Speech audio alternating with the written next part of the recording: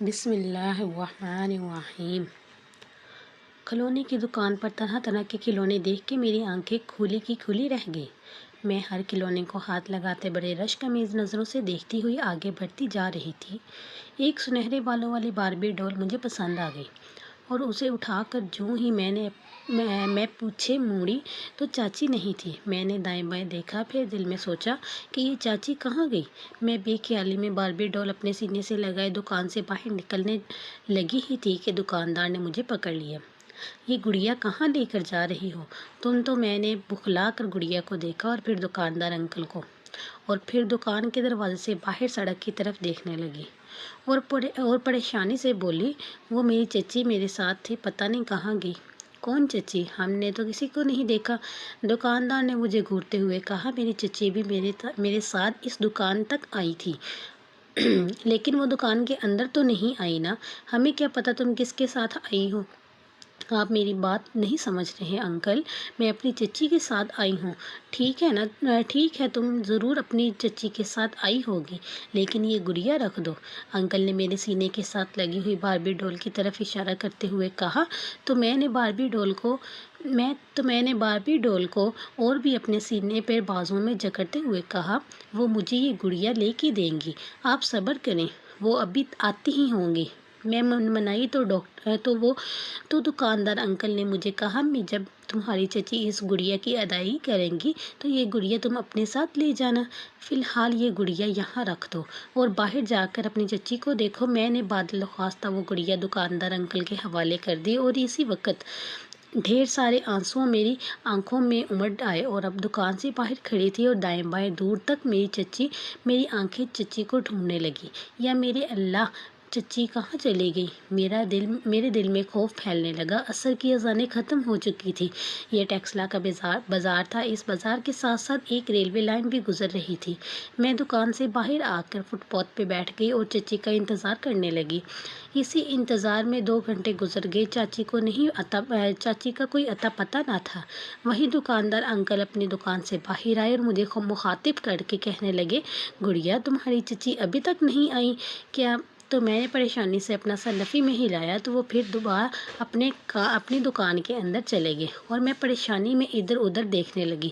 اب مغرب کی اذان شروع ہو چکی تھی، تو کیا چچی مجھے جان بوجھ کر یہاں چھوڑ کر چلی گئی ہیں؟ یہ خیال اس قدر خوفناک تھا کہ میں اٹھ کے کھڑی ہو گئی۔ اگر ایسا ہوا تو میں کہاں جاؤں گی؟ مجھے تو اپنے گھر کا رستہ بھی نہیں پتہ۔ میں بار بار اپنی آنکھوں میں آنسو صاف کرتی اپنے ارد گرد آہستہ آہستہ اندھیرا بھی پھیلنے لگا۔ کتوں کے بھونکنے کی آوازیں بھی قریب قریب سے مجھے سنائی دینے لگی۔ دکاندار انکل نے مجھے اپنی دکان کے اندر بلایا تو میں اٹھ کے ان کی دکان میں چلی گئی۔ گڑیا تمہاری چچی ابھی تک نہیں آئی، تم کب تک یہاں بیٹھی رہو گی؟ اب تو رات بھی ہونے والی ہے اور یہاں ساری دکانیں بھی بند ہونے والی ہیں۔ تم میرے ساتھ میرے گھر چلو، کل صبح پھر آ جانا یہاں، شاید تمہاری چچی یہاں آ جائے۔ تو میں نے ان کے ساتھ جانے سے انکار کر دیا تو مجھے سمجھانے کے لیے میرے قریب آ گئے اور زبردستی مجھے اپنی گود میں بٹھا لیا۔ میں مچلنے لگی اور ان کی گود سے نکلنے کی کوشش کرنے لگی۔ انہوں نے میرے منہ پہ ہاتھ رکھا اور زور سے میرے گال کو چوم ڈالا۔ میں چلا تو نہیں سکتی تھی کہ میرا منہ اس نے زور سے اپنے ہاتھوں میں بند کر کے رکھا ہوا تھا، لیکن میں اپنے ہاتھ اور پیر تیزی سے چلا رہی تھی اور اپنے ناخنوں سے ان کے ہاتھوں کو ادھیڑنے لگی۔ تو ایک دم انہوں نے اپنا ہاتھ میرے منہ سے ہٹا لیا، لیکن انہوں نے مجھے اپنی گود سے نکلنے نہ دیا اور اپنے بازوؤں کے حلق میں مجھے جکڑ کر رکھا۔ اس سے پہلے کہ میں زور زور سے چلانے لگتی، اس نے مجھے فوراً سیٹ پر گرایا اور دروازے کو بند کر دیا۔ دروازے پر گرین شیشہ تھا جس سے آپ اندر سے باہر تو دیکھ سکتے تھے، لیکن باہر سے اندر کا حال معلوم نہیں ہوتا تھا، اور اسی بات کا فائدہ دکاندار انکل نے اٹھایا اور دروازے کو لاک کر دیا۔ پھر وہ اپنی مکروہ شیطانی مسکراہٹ لیے اپنے گندے عزائم کے ساتھ میری طرف بڑھا۔ اس نے اپنی شرٹ اتاری اور پھر اس نے میرے دوپٹے کو زور سے پکڑ کر کھینچا۔ ایک 5ویں پڑھتی بچی کی طاقت ہی کیا ہوتی ہے! دوپٹے کے ساتھ ساتھ میں بھی اس کی طرف کھینچی چلی آئی تو اس کی شیطانی مسکراہٹ مزید گہری ہو گئی۔ میری شہزادی ڈرتی کیوں ہے؟ آجا میرے پاس، وہ پچکارتے ہوئے بولا۔ انکل مجھے جانے دے، میں روتے روتے بولی۔ ہاں تو چلی جانا میری جان، وہ باربی ڈول بھی اپنے ساتھ لے جانا۔ وہ مجھے لالچ دیتے ہوئے بولا، بس چیخنا نہیں ہے، جو میں کہوں کرتی جانا۔ ہوسناک نظریں مجھ پہ گاڑے بولا، میں سہم سی گئی۔ انکل مجھے جانے دیں۔ میں نے ایک دم اپنے ہاتھ اس کے سامنے جوڑتے ہوئے التجا کی تو اس کی بھوکی نظریں میرے جسم کے آر پار ہونے لگی۔ وہ جسمانی طور پر تو یہاں موجود تھا، لیکن ذہنی طور پر وہ کہیں اور پہنچا ہوا تھا، جہاں سے اس کی ندیدی بھوکی نظروں کو میری بے بسی نظر نہیں آ رہی تھی۔ وہ اپنی بے تابی میں میرے دوپٹے کو اتار کر پھینک چکا تھا اور اب میرے قریب کھڑا تھا۔ اس کی تیز چلتی سانسیں اپنے چہرے پہ محسوس ہو رہی تھی اور پھر اس کی گلیز ہاتھ میرے جسم و نشیب و فراز کو بھوکے بھیڑیے کی طرح نوچنے لگے تھے۔ انکل چھوڑ دیں مجھے، لیکن اس کی بے رحم وحشی ہاتھ اب میرے جسم کے لباس کو تار تار کرنے میں مصروف تھے۔ کوئی منت، کوئی التجا، میرا کوئی آنسو اس کی ہوس کی بھوک ٹھنڈی نہیں کر سکتا تھا۔ وہ جان چکا تھا کہ میرے آگے پیچھے کوئی نہیں ہے اور میرے اپنے خونی رشتے مجھ سے جان چھڑوا کے یوں بازار میں پھینک کے چلے گئے ہیں۔ بس ایک جوان ہوتی بچی ایک عادی پیڈوفائل کی جسمانی بھوک مٹانے کے لیے اس کے پاس موجود تھی، تو وہ کیسے اس موقع کو جانے دیتا؟ میں اس کی دست درازیوں کے آگے ہمت چھوڑنے لگی تھی، وہ مجھے زمین پر گرا چکا تھا۔ میں ہذیانی انداز میں چیخنے لگی، یا اللہ، تیری مخلوق میں کوئی ایسا نہیں جو میری مدد کرے؟ یا اللہ، کسی کو بھیج، کوئی تو میری مدد کرے۔ میرا اس دنیا میں تیرے سوا کوئی بھی نہیں ہے۔ میرے یہ الفاظ منہ سے نکلنے کی دیر تھی کہ دکان میں ایک دم سے زلزلہ سا آ گیا، ہر چیز تھر تھرانے لگی۔ وہ غلیظ آدمی اس موقع پر دکان میں ہوتی ہلچل کو دیکھ کر خوفزدہ ہو گیا۔ ابھی اسے سنبھلنے کا موقع بھی نہ ملا کہ دکان کا دروازہ زوردار آواز کے ساتھ پورے کا پورا کھل گیا اور دکان کے تمام شیشے کسی بلاسٹ کی طرح ٹوٹ کے چکنا چور ہو گئے۔ اس سے پہلے کہ وہ مجھے مکمل طور پر رون ڈالتا، وہ مجھے چھوڑ کے اوپر اٹھا ہی تھا کہ فوراً اپنا دوپٹہ اٹھا کے کھلے دروازے سے باہر نکلی اور ننگے پیر اور سر بھاگتی ہی چلی گئی۔ یہ بازار اب ختم ہو چکا تھا، آگے ریلوے لائن تھی۔ اب میں ریلوے لائن کے بیچوں بیچ بھاگ رہی تھی اور پلٹ کر پیچھے دیکھتی جا رہی تھی کہ کہیں ذلیل آدمی میرا پیچھا نہ کر رہا ہو، لیکن دور دور تک میرا پیچھا کرتا ہوا مجھے کوئی بھی دکھائی نہ دیا۔ رات سر پہ آن پہنچی تھی اور کتوں کے بھونکنے کی آوازیں بھی میرے کانوں میں واضح پڑنے لگی۔ اب مجھے رونا نہیں آ رہا تھا، بلکہ مجھے یہ فکر ستانے لگی کہ یہ رات کہاں بسر کروں گی۔ اچانک میں تھک ہار کر ریلوے لائن کے پاس ہی بیٹھ گئی کہ مجھے دو مردوں کے آپس میں بات کرنے کی آواز آئی۔ میں اتنی زیادہ خوف زدہ ہو گئی تھی کہ میرے دل کی دھڑکنیں تیز ہو گئی۔ میں سر اٹھا کے دائیں بائیں دیکھا، لیکن کوئی نہ تھا۔ سامنے مجھے ایک پلیٹ فارم نظر آ رہا تھا جس کے پاس ایک بڑا سا برگد کا درخت تھا۔ اس کے نیچے ایک بینچ بھی پڑا ہوا تھا۔ بجلی کے کھمبے پر ایک مریل سا بلب بھی روشن تھا جو اس بڑھتے ہوئے اندھیرے میں غنیمت لگ رہا تھا۔ میں سمٹ کر اس بیچ میں جا کر بیٹھ گئی۔ برگد کے درخت کے اندر چھوٹی سی عمارت کو دیکھنے لگی جو ایک کمرے پر مشتمل تھی اور اس دروازے پہ بڑا سا تالا جھول رہا تھا۔ اس میں ایک ہی کھڑکی تھی جسے میں نے کھولنے کی کوشش کی تو وہ بند تھی۔ یا اللہ، میں کیا کروں؟ رات کہاں گزاروں گی کہ اچانک میری نظر برگد کے درخت پر گئی اور میری آنکھیں چمکنے لگیں۔ مجھے اپنے بچاؤ کا حل تو نظر آ گیا۔ میں نے یہ سوچ لیا کہ اگر مجھے کہیں اور ٹھکانہ نہ ملا تو میں درخت پر چڑھ کر رات گزار لوں گی، کم از کم رات عزت کے ساتھ تو بسر ہو جائے گی نا۔ ایک فکر دور ہونے کے بعد اب مجھے احساس ہوا کہ مجھے شدید بھوک اور اس سے بھی کئی گنا زیادہ پیاس لگی ہے۔ بھوک کا تو مسئلہ نہیں تھا، وہ میں برداشت کر ہی لوں گی، لیکن پیاس کسی طور برداشت نہیں کر سکتی تھی۔ میرے حلق میں کانٹے اگنے لگے۔ میں دائیں بائیں نظریں دوڑائیں تو مجھے ذرا سے فاصلے پہ پانی کا نلکا نظر آیا، تو میں نے اللہ کا شکر ادا کیا اور تیزی سے نلکے کی طرف بڑھی تاکہ جلدی پانی پی کر برگد کے درخت پر چڑھ کے بیٹھ جاؤں۔ ایسا نہ ہو کہ کوئی شخص مجھے دیکھ لے اور پھر میں کسی مصیبت میں پڑ جاؤں۔ اس خیال کے آتے ہی میرے پیروں میں بجلی سی دوڑ گئی اور میں بھاگتے ہوئے نلکے کے پاس پہنچی۔ یہ نلکا دراصل ہینڈ پمپ تھا۔ میں نے ہینڈ پمپ کو حرکت دی اور گھوم کر اس کے منہ کی طرف اپنی ہتھیلیاں پھیلائیں اور جلدی جلدی پانی پینے لگی۔ پانی ختم ہو گیا۔ اب دوبارہ ہینڈ پمپ چلا کر اس طریقے سے پانی پینے لگی کہ اچانک اپنے پاس کسی کی موجودگی محسوس کر کے میں ایک دم تیزی سے پیچھے مڑی تو میرا دل اچھل کے حلق میں آ گیا۔ وہی دکاندار اپنے جیسے ہی بھیڑیوں کو ساتھ لیے میرے سامنے کھڑا تھا۔ میں پیچھے مڑ کر بھاگنے لگی ہی تھی کہ اس کے دو ساتھی تیزی سے میرے سامنے سامنے آ کے کھڑے ہو گئے۔ میں پیچھے مڑی تو دکاندار اپنے تمام تر خباثت کے ساتھ مسکراتا ہوا کھڑا تھا۔ پھر بھیڑیوں کا گھیرا تنگ ہونے لگا اور میں اس میں بھاگنے کے لیے اپنا ذہن لڑانے لگی، اور پھر جوں ہی میں نے ان کے درمیان سے بھاگنے کی کوشش کی تو ان کے دو ساتھیوں نے مجھے بازوؤں میں دبوچ لیا۔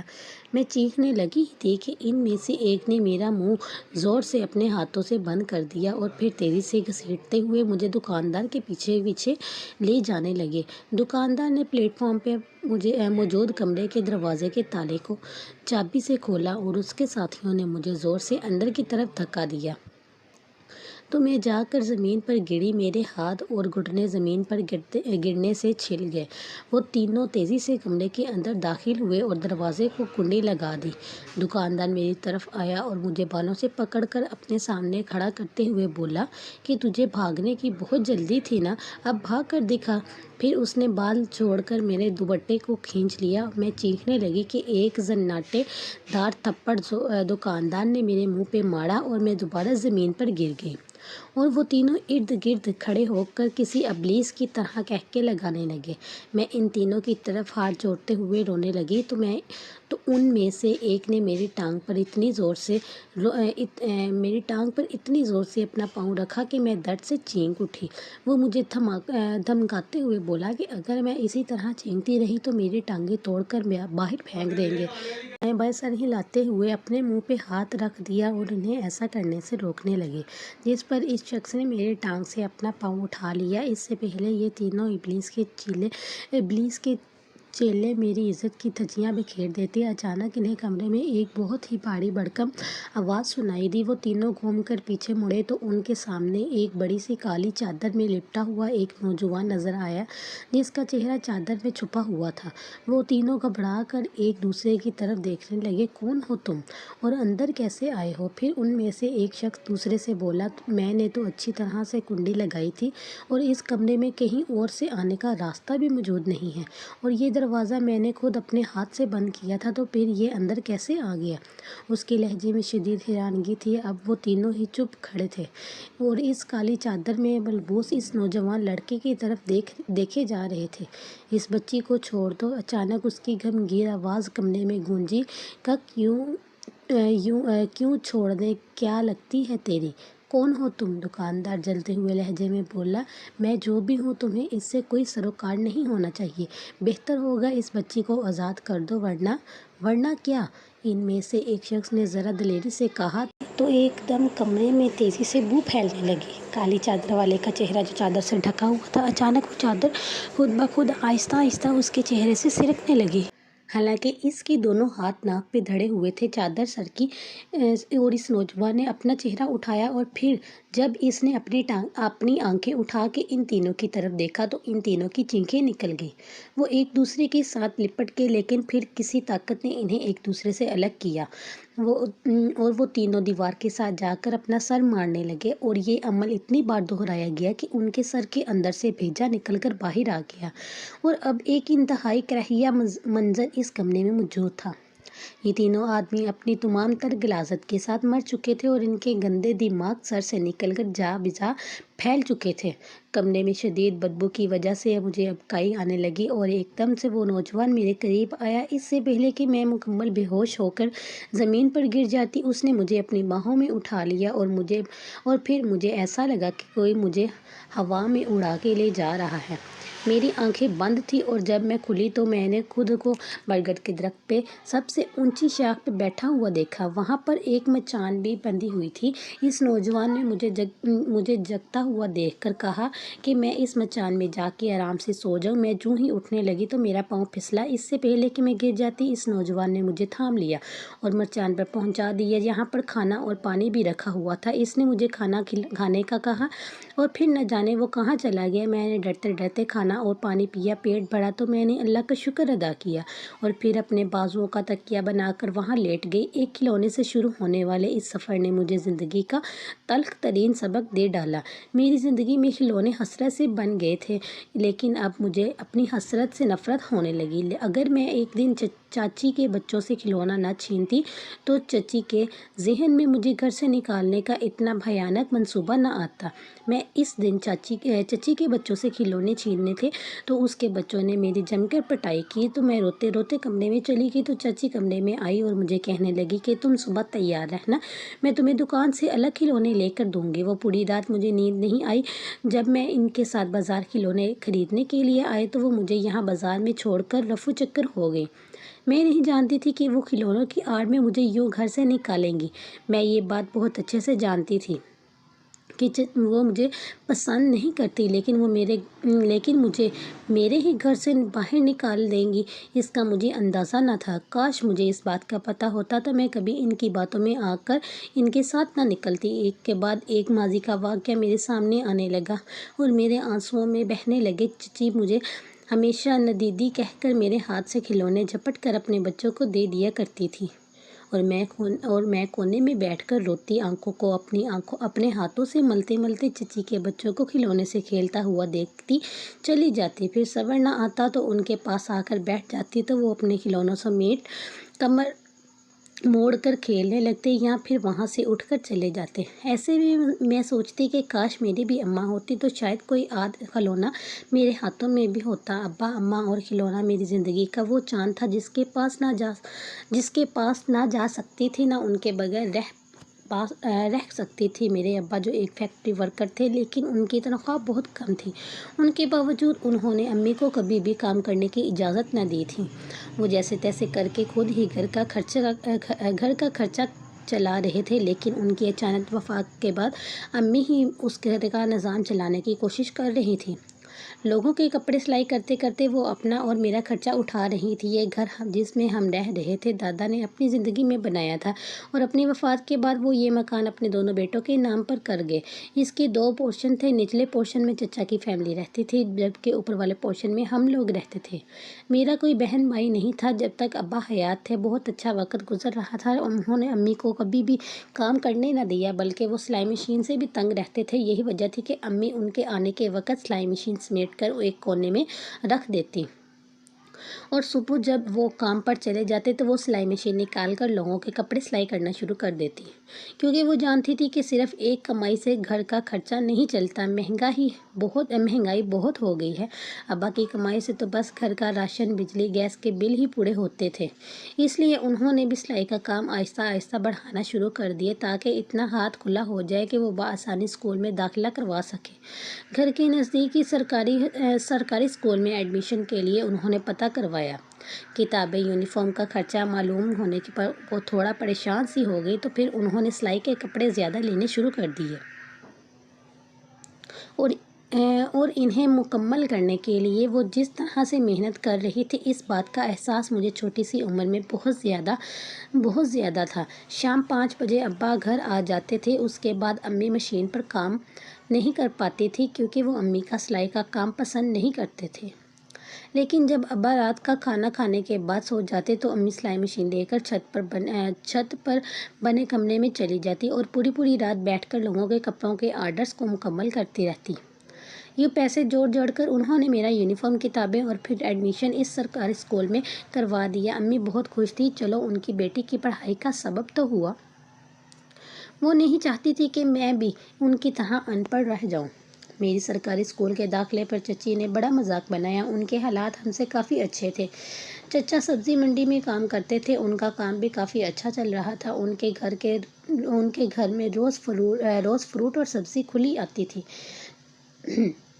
چچی اسے ضائع ہونے کے ڈر سے محلے میں جس گھر جانا آنا ہوتا تھا وہاں دے دیتی یا پھر اپنی سہیلیوں میں تقسیم کر دیتی، لیکن ہمیں بھول کر بھی وہ نہ پوچھتی۔ خدا جانے وہ ہم سے کس بات کا بھیڑ رکھتی تھی کہ ہر وقت وہ ہماری طرف منہ بنائے ہوئے رہتی تھی۔ حالانکہ امی طبیعتاً انتہائی بردبار، تحمل مزاج اور خوش اخلاق خاتون تھی، चची जितनी बार भी हमारे घर आती अम्मी उठकर उनका इस्तकबाल करती, अच्छी सी चाय बनाकर उनके सामने रखती, लेकिन ये सलूक चची ने कभी भी अम्मी के साथ नहीं किया। अम्मी और मुझे जितनी भी चची के घर जाने का इत्तेफाक हुआ, वो ना तो हमें कभी उठकर मिलती और ना ही हमें कभी पानी का पूछा।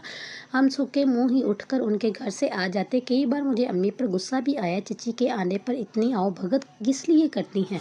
तो अम्मी के चेहरे पर एक नरम सी मुस्कुराहट फैल जाती और वो मुझे टोकते हुए कहती, बुरी बात है नाज़िया, मेहमान तो अल्लाह ताला की रहमत होते हैं, उनके आने पर कभी भी बुरा नहीं मनाना चाहिए। अल्लाह की ज़ात खफा होती है और रिस्क में बेबरकती भी होती है। अम्मी की ऐसी बातें सुनने के बाद मेरे दिल में थोड़ी बहुत चची के लिए जो अदावत पैदा होती भी थी वो ख़त्म हो जाती। मेरी अम्मी की तालीमात बहुत सादा थी। दूसरों से नफ़रत और इंतकाम के जज्बात उनके दिल में कभी भी पैदा ना हुए। हालांकि कई बार जब भी चची के घर उनके बच्चों के साथ खेलने जाती तो उनके बच्चों से पिट कर ही आती और रोते रोते मैं अम्मी के पास आती, लेकिन अम्मी कभी गिला करके चची के पास नहीं गई। लेकिन जब चची के बच्चे हमारे घर खेलने के लिए आते तो अम्मी के डर की वजह से मुझे मार ना पाते, लेकिन किसी न किसी बात को बहाना बनाकर वो मुझसे लड़ते और चची को शिकायत लगाते तो चची फ़ौरन भागते हुए ऊपर आती और अम्मी के साथ लड़ने लग जाती। ऐसे में मैंने अम्मी को हमेशा बर्दाश्त का मुजाहिरा करते हुए देखा। चची और उनके बच्चों की रवैयों की वजह से मैंने उनके साथ खेलना शुरू कर दिया और निचले पोर्शन में भी मैं अब अकेली नहीं जाती थी, लेकिन जब भी अम्मी जाती तो मैं उनके साथ चली जाती। सरकारी स्कूल के पहले दिन मैं अपनी सफ़ेद शलवार और नीली कमीज़ वाली यूनिफॉर्म पहनकर जब भी सीढ़ियों से नीचे उतरी तो चची बहुत हंसी। लो भाई, इन्हें भी तुम्हारी स्कूल जाने की रीस पैदा हो गई, वो अपने बच्चों से मुखातिब होते हुए बोली तो उनके बच्चे भी हंसने लगे। उनके बच्चे अपने अच्छे प्राइवेट स्कूल में पढ़ते थे, जिनकी यूनिफॉर्म भी बहुत खूबसूरत थी। पैंट शर्ट के साथ नई वाटर बोतल, खूबसूरत महंगे बस्ते और चमचम करते स्कूल शूज़ में वो किसी शहजादियों से कम नहीं दिखते थे। मैं तो बस उन्हें देखती ही रह जाती। अब वो सब मिलकर मेरे यूनिफॉर्म पर हंस रहे थे। कॉटन की नीली कमीज़ और सादी सी शलवार, लंडे से पैंट लाकर इससे बनाया हुआ बस्ता, सरसों का तेल लगाकर किसी की बनाई गई बालों की चूटियाँ और गले में लटकाया हुआ बस्ता, ये सब मेरे लिए किसी एजाज़ से कम ना थी। इसलिए मुझे उनके हंसने की रत्ती बराबर भी परवाह नहीं थी। वो मेरे सामने ही गाड़ी में बैठकर रवाना हो गए। हालांकि मेरा स्कूल भी उनके रास्ते में ही पड़ता था। वो चाहते तो मुझे अपने साथ भी बिठाकर स्कूल के पास उतार सकते थे, लेकिन चची के डर की वजह से वो अगर चाहते भी होंगे तो नहीं कह पाते होंगे। खैर, मुझे उनकी गाड़ी में बैठकर स्कूल जाने की परवाह नहीं थी। मेरे लिए तो यही बहुत बड़ी बात खुशी की थी कि मैं स्कूल जा रही हूँ। अम्मी ताला लगाकर सीढ़ियाँ उतरकर नीचे आईं तो चची ने अम्मी को रोका और कहा, भाभी किधर जा रही हैं। उनके लबो लहजे में बड़ी काट थी। नाज़िया को स्कूल दाखिल करवा दिया है, आज उसका पहला दिन है, उसे छोड़ने के लिए जा रही हूँ, फिर कल से ये खुद ही आ जाया करेगी क्योंकि स्कूल भी नज़दीक में है। अम्मी ने जवाब दिया तो चची ने इंतहाई बुरा सा मुंह बनाया और अम्मी से कहा, ए भाभी, सटिया गई हो क्या।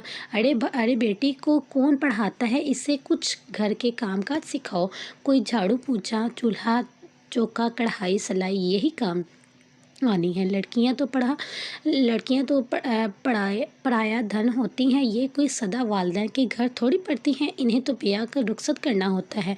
वो तो जिनके हाँ बेटे होते हैं उन्हें स्कूल पढ़ाना तो मजबूरी है, क्योंकि कल उन्होंने ही घर की भागदौड़ संभालनी होती है। लड़कियों का क्या हक है पढ़ाई में। भला चची तफाखर से बोली और अम्मी को बेटा ना होने का एहसास बातों बातों में दिला रही होती थी। अम्मी ने इंतहाई मताना से उनकी सारी बातें सुनी और फिर इंतहाई संजीदगी से चची को जवाब दिया, लड़कियों को भी पढ़ाने का हक हमारे दीन ने ही दिया है, क्योंकि हमारे दीन ने ही मर्द और औरत दोनों पर ही तालीम फ़र्ज़ की है। बाकी रह गया झाड़ू चौका और घरदारी, वो तो बेटियों की गुट्टी में ही शामिल होती है, वो उन्हें सिखानी नहीं पड़ती, बल्कि जब उनके सर पे पड़ती है तो खुद ही आ जाती है। ये कहकर अम्मी ने मेरा बाजू पकड़ा और दरवाज़ा खोलकर बाहर आ गई। जब मैं स्कूल के पास पहुंची तो अम्मी ने मुझे कहा कि तुम किसी भी बात को अपने दिल पर मत लेना, बल्कि अपनी सारी सारी की सारी तवज्जो अपनी तालीम को दो। यही तुम्हारा हथियार है जिससे तुम कल दुनिया फतह करोगी। मैंने अम्मी के इस बात पर सर हिलाया और स्कूल के गेट से अंदर चली गई, जहाँ एक बहुत खूबसूरत दुनिया मेरी मुंतज़िर थी। अपनी ही तरह के स्कूल यूनिफॉर्म पहनी हुई लड़कियों को देखकर मेरा एतमाद लौट आया और मैं जल्द ही उनमें घुल मिलकर चची की बेटी नहीं थी। उनके 3 बेटे थे और उन्हें इस बात पर बेहद घमंड था। अक्सर अम्मी को बेटी पैदा करने और फिर मज़ीद औलाद न होने के तंज बड़े ज़ौक़ शौक़ से करती थी, लेकिन अम्मी बड़ी गहरी सांस लेके खामोश हो जाती। मैं कम उम्र थी, लेकिन इन बातों को अच्छी तरह से समझती थी।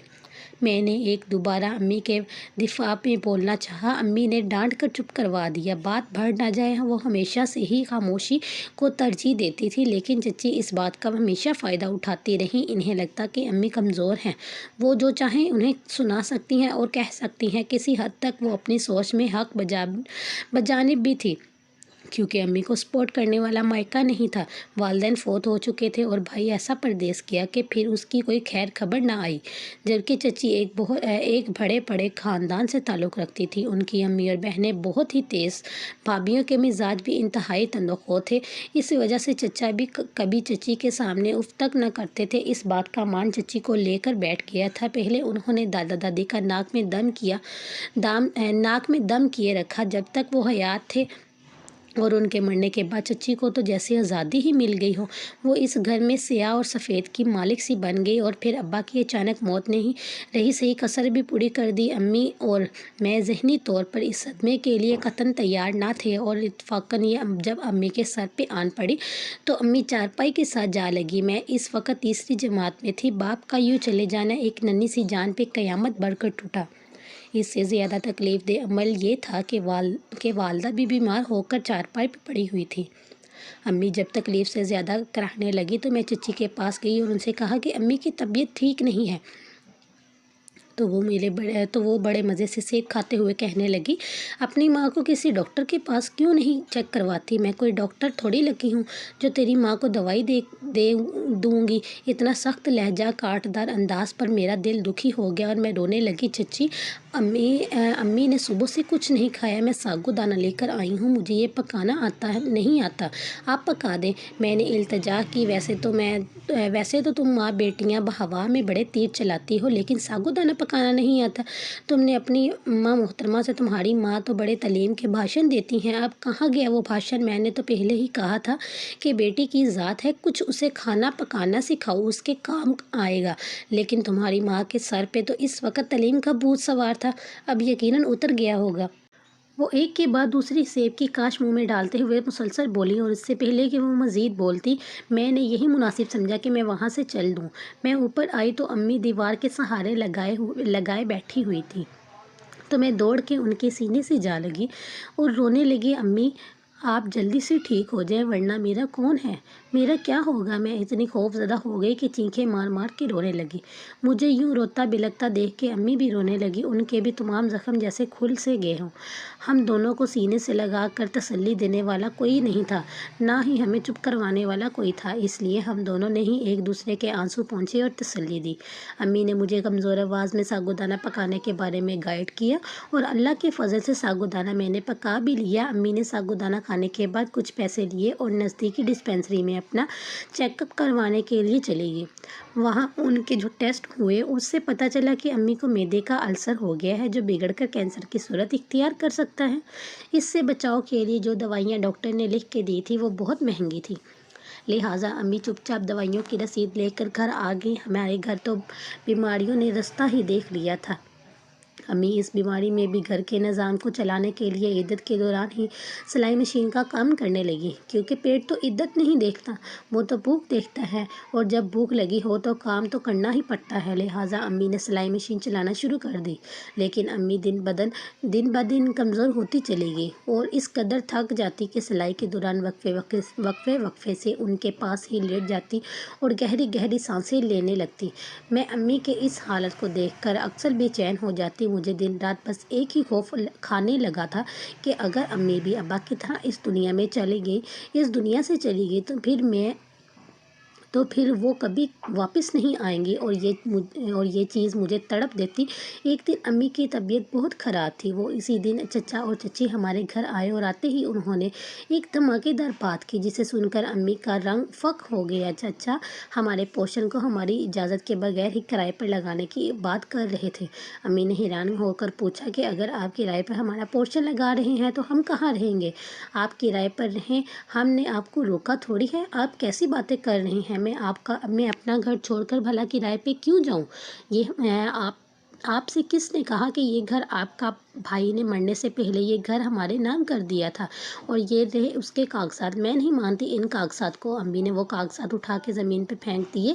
चची ने कागजात ज़मीन से उठाए और अपने खावन की तरफ देख के बोली कि आपने इन्हें बता दिया, ये काफ़ी है, अब चलिए। वो उठकर जाने लगी तो अम्मी ने रोते हुए दुहाई दी, ये जुल्म है और इस जुल्म का हिसाब आपको देना पड़ेगा। आप लोग नाहक अपने बड़े भाई का हक खा रहे हैं, ये आपको कभी नसीब नहीं होगा। लेकिन वो अम्मी की सुनी अनसुनी करते हुए वहाँ से चले गए, जबकि अम्मी का सांस फूलने लगा और उनकी हालत बिगड़ने लगी। बेघड़ी का सदमा वो बर्दाश्त न कर सकी और उनकी सांसें उखड़ने लगी। बिल आकर उनकी डेथ हो गई। अम्मी की वफ़ात के तीसरे दिन ही चचा ने हमारा पोर्शन किराए पर लगा दिया और जहाँ तक मेरी बात थी, मैं अपने चचा के घर में एक कुल वक्ती मुलाजमा के तौर पे रहने लगी। जो भी अपने काम के लिए आवाज़ देता, मुझे अपना काम यहाँ तक कि अपनी पढ़ाई भी छोड़कर इनका हुक्म बजा लाना होता और हुक्म अदौली के करने पर वो बेइज्जती के साथ साथ मुझे मारा भी जाता। चची मेरी ज़रा सी गलती पे अक्सर मुझे बहुत बातें सुनाती और कहती कि मुफ्त की रोटियां तोड़ने के लिए हमारे घर में आके बैठ गई है। दफ़ा भी नहीं होती कहीं। वो मुझे यतीम खाने बेचने का भी कई बार चचा को कह चुकी थी, लेकिन मिलने मिलाने वालों के डर की वजह से चचा ऐसा करने से बाज रहे। लेकिन मेरा जीना इस घर में हराम हो चुका था। मुझे पेट भरकर रोटी भी ना दी जाती, लेकिन पूरे घर का काम मुझसे लिया जाता। मैं अगर बीमार हो जाती तो चची कहती कि काम से बचने के लिए बहाने करती है। मैं चुपके चुपके रातों को रोते हुए अपनी अम्मी को बहुत याद करती और साथ ही साथ अपने मरने की दुआएं भी मांगती। मैं ये तो जानती थी कि चचा मुझसे जान छुड़वाना चाहते हैं वो मुझे हर सूरत आज नहीं तो कल घर से निकाल कर रहेंगे। लेकिन मुझसे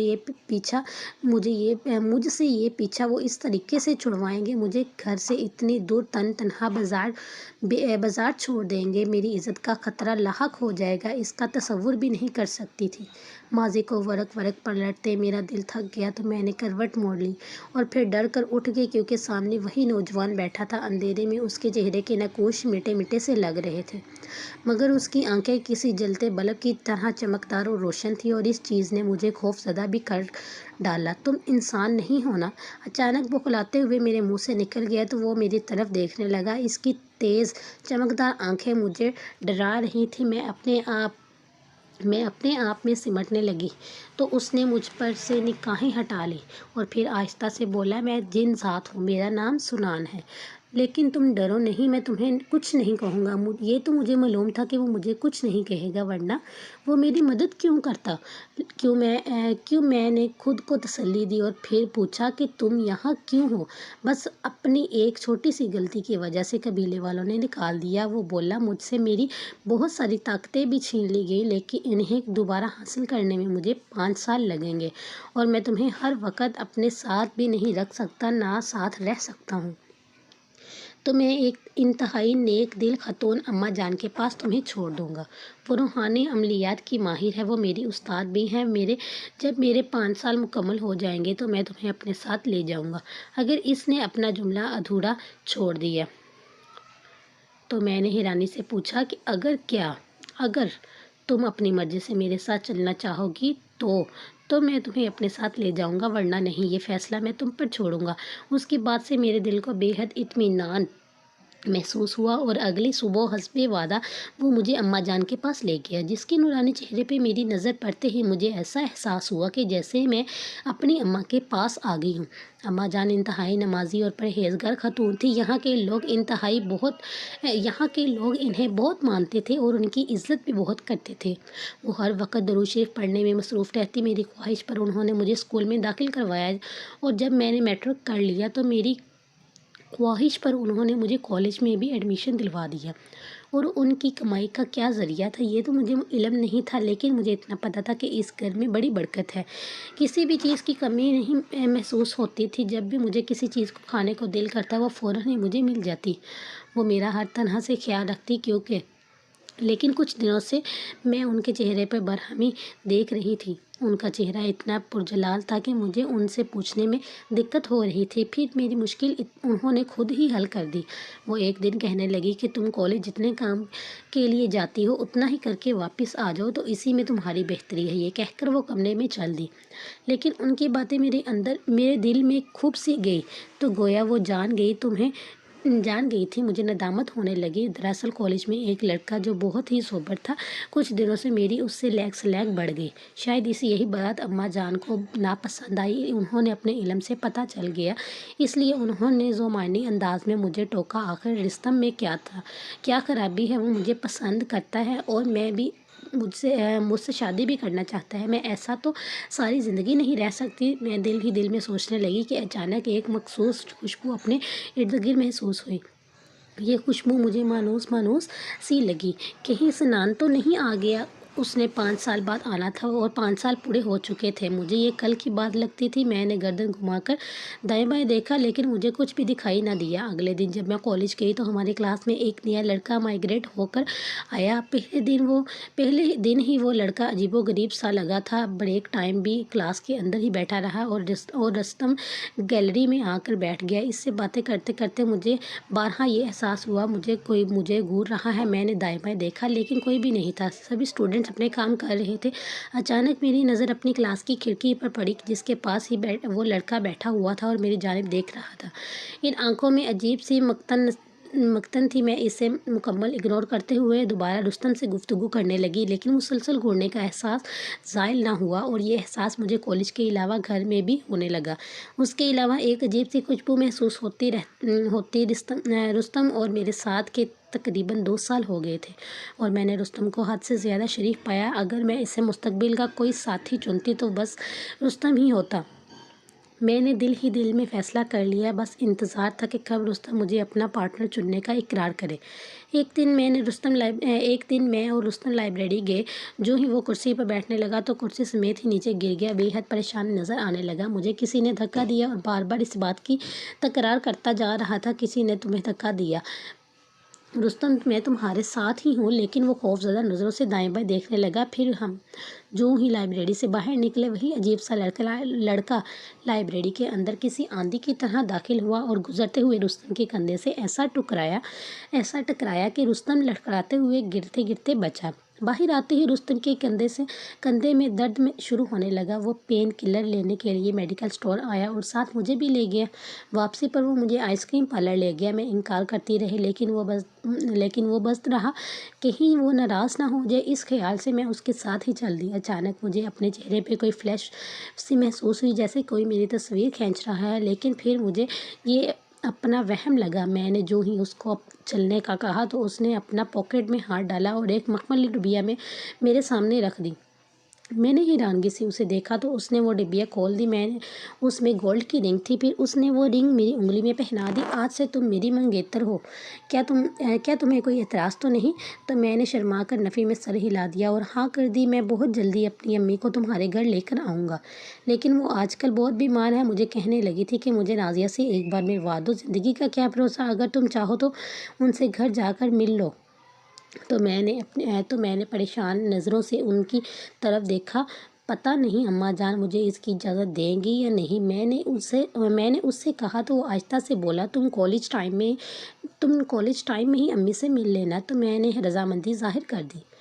اگلے دن جب میں کالج آئی تو میں حیران رہ گئی۔ وہ لڑکا رستم کے گریبان کو پکڑ کر کھڑا ہوا تھا۔ میں دوڑتے ہوئے جب اس کے نزدیک گئی تو یہ دیکھ کر میرے اوسان خطا ہو گئے کہ رستم کے ہونٹوں سے خون بھی نکل رہا ہے اور اس کے گال بھی سوجا ہوا تھا۔ یہ کیا ہوا؟ میں نے بکھلائے ہوئے ان دونوں کو الگ الگ کیا تو وہ لڑکا قہر آلود نظروں سے رستم کو گھورتا ہوا چل دیا۔ یہ سب کیا ہے؟ میں نے رستم سے پوچھا تو وہ پھٹ پڑا۔ اسے تو میں دیکھ لوں گا، نہ جانے خود کو کیا سمجھتا ہے، ہوا کیا ہے؟ میں نے پھر پوچھا مجھے تو خود سمجھ نہیں آ رہی۔ کہنے لگا کہ نازیہ سے دور رہو۔ یہ کون ہوتا ہے ایسا کہنے والا؟ میں شدید حیرت سے بولتی، آج میں رستم کے ساتھ اس کے گھر جانا تھا لیکن اس نے خود ہی منع کر دیا تو میں جلدی ہی گھر آ گئی۔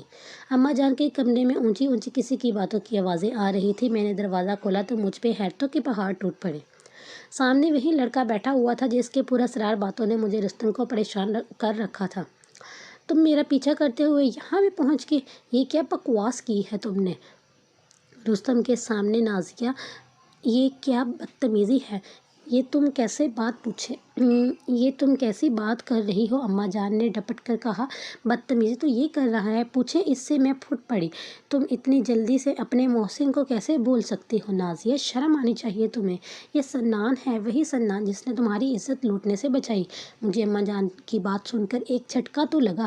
تو یہ کیا چاہتا ہے اب آپ نے اس احسان کے بدلے مجھے اپنے ساتھ لے جانا چاہتا ہے؟ میں نے تنگ آ کر کہا، رستم اچھا لڑکا نہیں ہے نازیہ، دور رہو اس سے۔ سنان غمگین لہجے میں بولا، اچھا تو اب آپ کو یوں مار مار کر غلط ثابت کریں گے؟ میری بات پر سنان خاموشی سے کمرے سے باہر چلا گیا اور اماں جان سر پکڑ کر بیٹھ گئی۔ 2 دن بعد کالج گئی تو رستم مجھے اپنے گھر اپنی بیمار اماں کو ملوانے کے لیے گیا۔ میں جس فلیٹ میں اب پہنچی تو وہاں کوئی نہ تھا۔ میں نے اس سے اس کی والدہ کا پوچھا تو آئیں بائیں جائیں کرنے لگا، بس قریبی مارکیٹ تک گئی ہیں، آتی ہی ہوں گی، لیکن تم نے کہا تھا اتنی بیمار ہے کہ بستر سے نہیں اٹھ سکتی۔ مجھے شک سا ہوا کہ وہ ہنسنے لگا، بھئی یہ تو تم خود ہی پوچھ لینا ان سے، کہنا کہ مجھ سے کہنے لگی، بہو پہلی بار گھر آ رہی ہے تو اس کے لیے کچھ خاص کیک آرڈر کیا ہے تو اس کے لیے میں خود ہی باہر جاؤں گی۔ وہ کندھے اچکاتے ہوئے بولا تو مجھے بھی اطمینان سا ہو گیا، لیکن مجھے کچھ بے چینی سی ہونے لگی۔ رستم کچھ ایسی حرکت کر رہا تھا جو میری سمجھ سے بالا تر تھی۔ اس نے میز پر بوتلیں لا کے رکھی جو یقیناً شراب کی تھی۔ اس نے جلدی جلدی 2 پیگ بنائے اور ایک اپنے لیے اور دوسرا میری طرف بڑھایا۔ میں نے پریشان نظروں سے اس کو دیکھا، یہ کیا ڈرنک؟ ہاں نا، بس ذرا موڈ بنانے کے لیے بنا لی، پیو نا، وہ ہنستے ہوئے بولا۔ تو مجھے یہ سوچ کر شدید کراہیت کا احساس ہوا کہ یہ ڈرنک کرتا ہے۔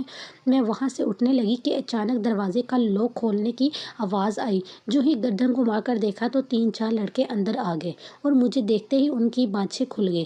میں شور کرنے لگی تو رستم نے کہا، چپ چاپ وہ کرو جو ہم کہہ رہے ہیں ورنہ یہ پکچر وائرل ہو جائے گی۔ یہ وہی پکچر تھی جو میں آئس کریم پارلر میں رستم کے ساتھ بیٹھی ہوئی تھی۔ اس سے پہلے کہ میں رسوا ہو جاتی، سنان ایک بار پھر میری زندگی اور عصمت بچانے کے لیے وہاں پہنچ گیا۔ اس نے لڑکوں کی ایسی درگت بنائی کہ شاید وہ زندگی بھر کسی لڑکی کی طرف دیکھنا بھی گوارا نہیں کریں گے، اور پھر مجھے وہاں سے لے کر اماں جان کے پاس پہنچا۔ اماں نے مجھے سینے سے لگایا اور شکر کا کلمہ پڑھتے، تم پر کبھی پابندیاں نہیں لگائی، تم نے جو چاہا کرنے دیا، اور تو اس سب کی وجہ سنان تھا، کیونکہ اس نے مجھے کہا تھا کہ تمہیں ہر طرح کی آزادی دو، لیکن تم نے اس آزادی کا ناجائز فائدہ کیوں اٹھا لیا بیٹی؟ اس کے لہجے میں ہلکا سا شکوہ تھا۔ میں نے داماد سے سر جھکا لیا، میں نے 5 سال بعد تمہیں یہاں سے لے جانے کا کہا تھا، فیصلہ تمہارے ہاتھ میں ہے، چاہو تو مجھ سے شادی کر کے میرے ساتھ جا سکتی ہو ورنہ یہاں اماں جان کے پاس رہو۔ سنان نے آہستہ سے کہا تو میں روتے ہوئے سنان کے سینے کے ساتھ جا لگی۔ مجھے آپ کے ساتھ ہی رہنا ہے، اس انسانی بستی میں رشتوں نے میرے ساتھ مکر و فریب ہی کیا ہے، مجھے یہاں نہیں رہنا، میں روتے ہوئے بولی۔ تو سنان مسکرا دیا، وہ مجھ سے سچا پیار کرتا تھا اور یہ ثبوت اس کے سچا ہونے کے لیے کافی تھا کہ اس نے اپنی تمام تر طاقت ہونے کے باوجود مجھ پر اپنی مرضی مسلط نہیں کی، نہ ہی زبردستی رشتہ جوڑا۔ میں نے مطمئن ہو کر اپنا سر سنان کے کندھے پر ٹکا دیا، کیونکہ میری زندگی میں اب دور دور تک ڈر اور خوف کا نام و نشان تک نہیں تھا۔